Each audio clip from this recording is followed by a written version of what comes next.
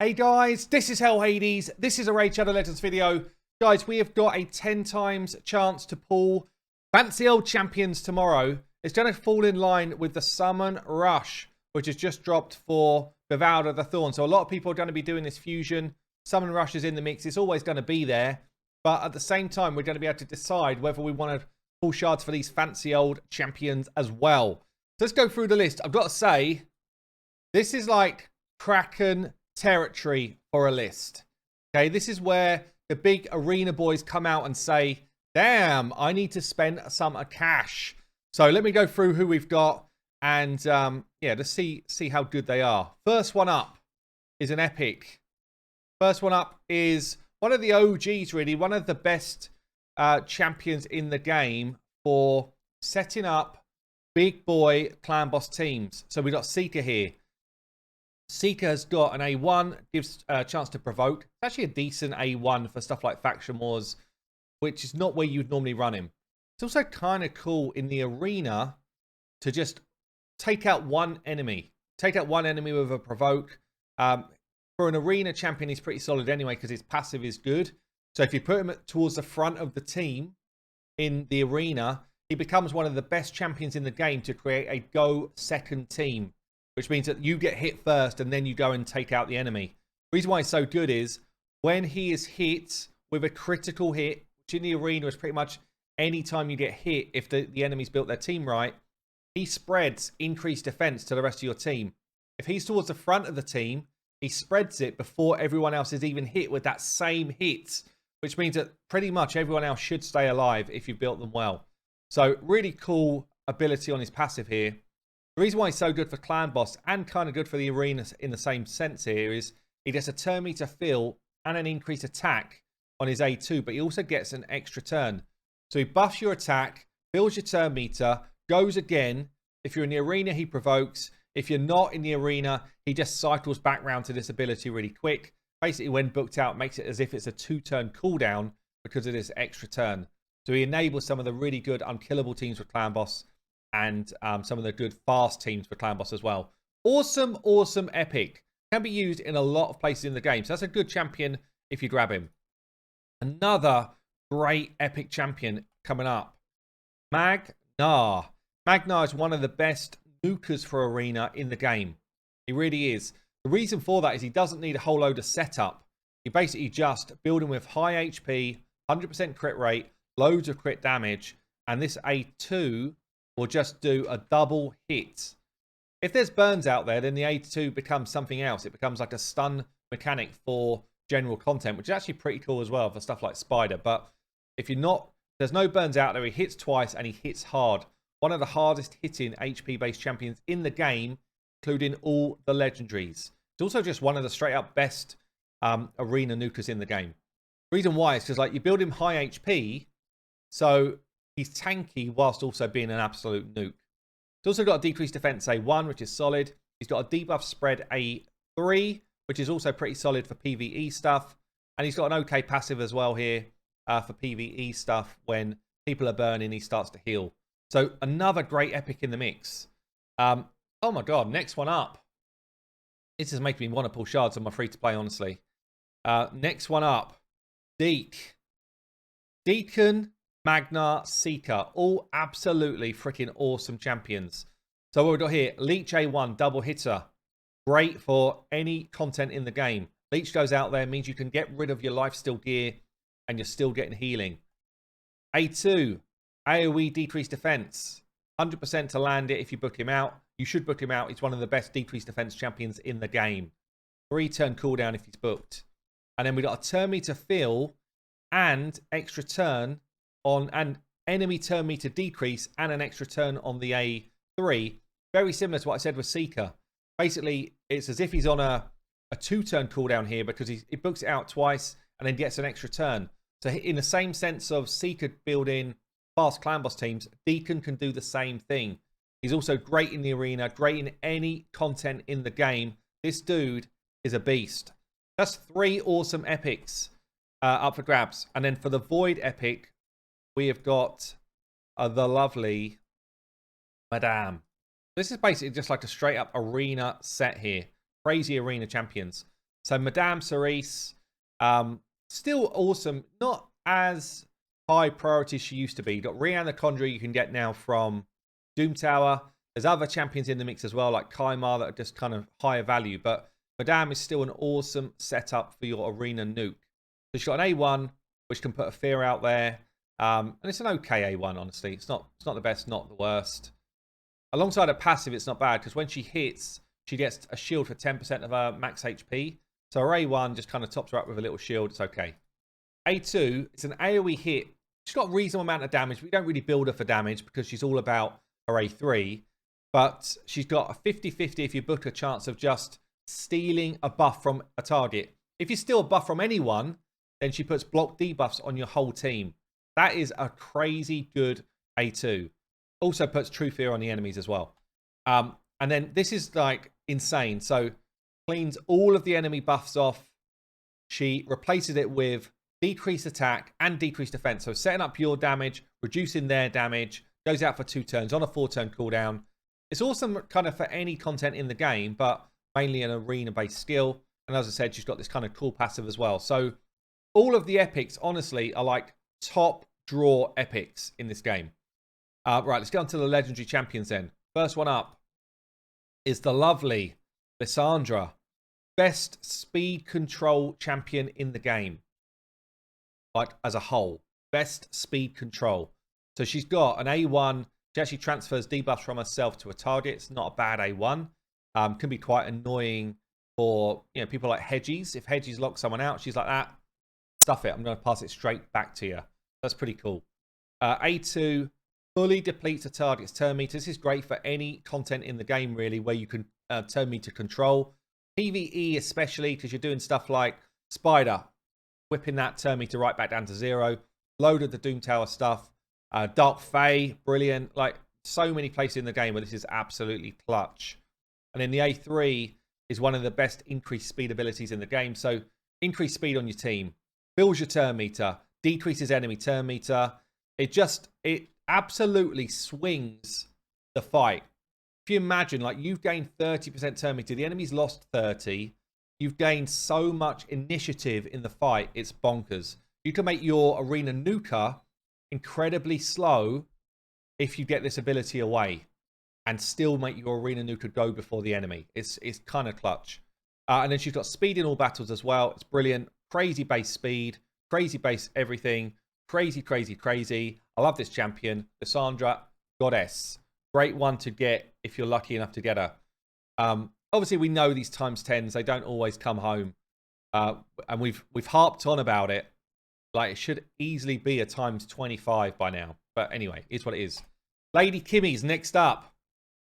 Another speed freak. I love this champion as well, honestly. She's in my current arena setup with bombs. I love her a lot. So, 115 base speed. Best base speed in the game, by the way. Good base stats as well. She's put on a times 10 a few times now, I think. She's got this kind of little nippy in A1 here. So attacks an enemy, then attacks someone else with high turn meter. This is important because if you've got the mastery on which reduces turn meter on your first go, she's like tuned to take out the person that you want to actually slow down. It's really cool. Will attack the same enemy twice if it's the highest turn meter person. The second hit, 50% chance goes up to 60 of decreasing turn meter, as well as that mastery. It's a brilliant, brilliant A1, honestly. It's one of the best A1s in the game for controlling turn meter. A2 then, AoE ability. 100% if you book it, chance of putting out decreased accuracy and decreased speed. Actually, like an amazing, amazing ability, this one. This is like a great Hydra ability, great Arena ability, great Doom Tower ability. It's brilliant. Also, 100% chance of dropping the enemy's turn meter. So good. And then this one's almost the opposite. So this one will clean off a random buff from an enemy. If it does that, then it will put block buffs in its place for 2 turns, 100% if you book it. This is awesome for the arena. Going up against a Chris team, take away a shield, replace it with block buffs. Block buffs stop swift parry or unkillable abilities or that type of stuff. It's so good. Block buffs is also just really good in Hydra.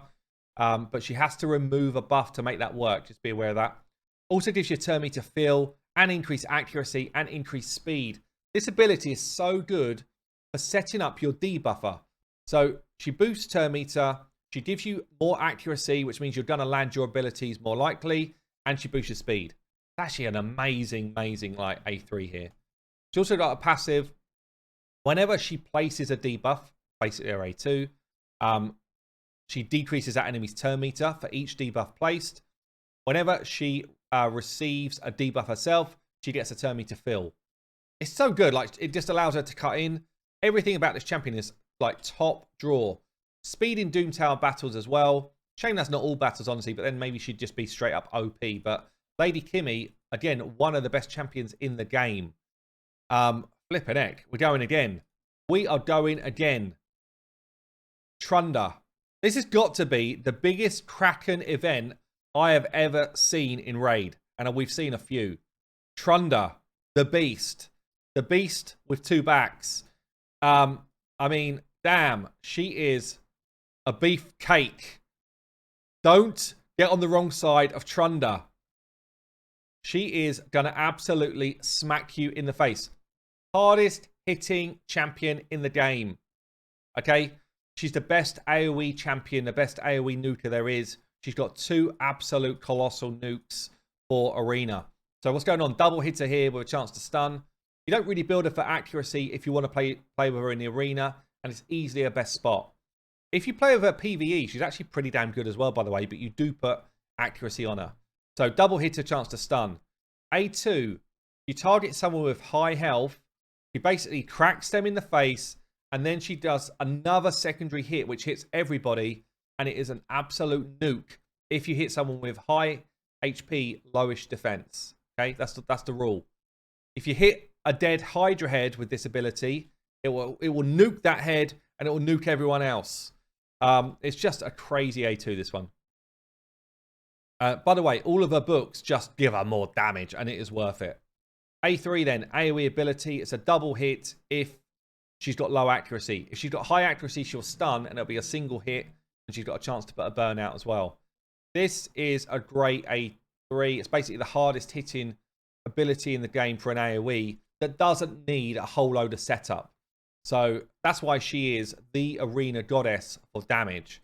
She's also got passive here. She gets resistance if there's stuns out there. Only really plays if you're using her in Spider and you've built her accuracy up, or if you're running her alongside someone like an Astron or something like that. She also gets a speed increase for burns out there, which is actually pretty cool as well, an extra 15 speed. But there you go. Trunda, attack in all battles, 36%. She is an absolute beast. I will be trying to get more Trundas this weekend on my main. I will be. +2 in a Trunda, +4 in a Trunda is like where it is at if you want absolute damage. And then the last one up, you're probably like, damn, this ×10 can't get better. It cannot get any better. And then I tell you, the best champion in the game is in the ×10. The Krakens will be like that. Where's the wallet? How much have we got? It is going to be insanity this weekend. Raid must be short of cash, is all I can say with this list of champions. I actually can't believe they're doing such a good set of champions whilst people have to pull shards for a fusion event. They don't normally do this. Normally it's like, well, they're going to pull shards anyway, so why would we? I tell you what, this champion is bonkers. Bonkers against Bommel, if you're struggling with Bommel. Bonkers in any content in the game. Bonkers, bonkers, bonkers. I'm going to say it a few more times. Double hitter on array 1. Steals turn meter. This is nice. Steals targets turn meter. If this champion's got 50% HP or more. Each hit heals them if they're not. She actually hits pretty hard, but she's mainly a utility champion. So A2 then attacks an enemy. 80% chance. Books to 100 of placing a hex. This is the only champion that I'll have a hex on. So whenever an enemy tries to place debuffs on this champion or an ally, books up 75% chance of transferring those debuffs to a random enemy under hex. So if you put Bommel under hex and Bommel tries to put bombs on you, I tell you what, 75% chance Bommel has those bombs instead if you put a hex out there. So nutty. It's actually, sorry, against bosses it's 50%. But yeah, in arena, like if in the arena, as long as you put hex on someone, then any debuffs that try and land on you just go straight to the people that are playing them out there with the Hex on. It's nutty. It's probably one of the most broken abilities in the game, but in a fun way. I love it. So whenever someone fills the turn meter of an enemy under a Hex, so again, you're putting a Hex out there, placed by this champion's turn meter will fill instead if you've got Karato Fox Hunter in the team, which again is actually pretty damn insane. And then you're probably like that's got to be enough. No. She then combines the 2 best arena abilities in the game, maybe just straight up the 2 best abilities in the game, into one skill, bolts it together and says, Papa, that's my next skill. 5-turn cooldown if you book it. Decreases the cooldown of all ally skills by 3 turns. Kind of like what Kaimar does, right? So all of your big hitting abilities cool down. Also increases the cooldown of all enemy abilities by 3 turns. Basically, they're all just going to be using their A1s against you instead of all of their big abilities. Crazy. There's some sort of... I'm trying to remember the way it works, but basically, Kaimar can reset her, but she can't reset Kaimar, or it's the other way around.